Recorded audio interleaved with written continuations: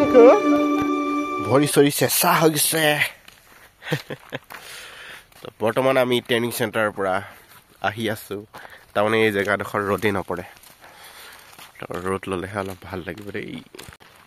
ৰাতিপুৱা কোমল ৰ'দ লৈ অলপ মজা লাগে।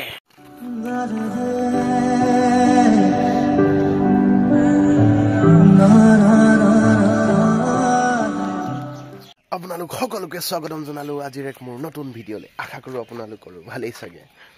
ৰাইজসকল, বৰ্তমান ট্ৰেইনিং চেণ্টাৰৰ পৰা আহি পাই গ'লোহি।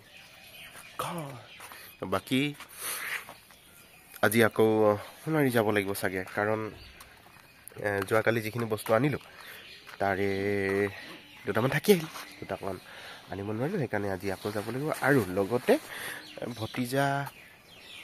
ভতিজা ল'ৰা এটা যাম বুলি কৈছে দুটামান বস্তু আনিবলৈ। এই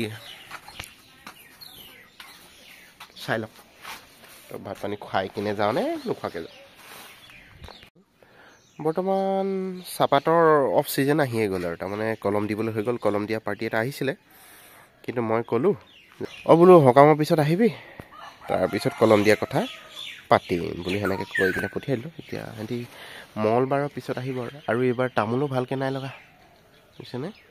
গোটেই কেৰ্কেটুৱা খাই গৈছোঁ নহয়, অৱস্থা নাইকিয়া কৰি দিছে। এইবাৰ তামোলৰ বেয়া দাম হ'ব দেই।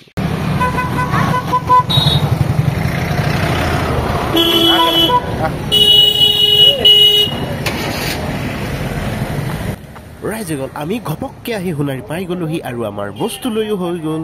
তাৰমানে কমকৈ আছিলে। তো আজি আৰু ভিডিঅ'টো বেছি দীঘল নকৰি ইমানতে সামৰণি মাৰিলোঁ। টিল এণ্ড টাটা।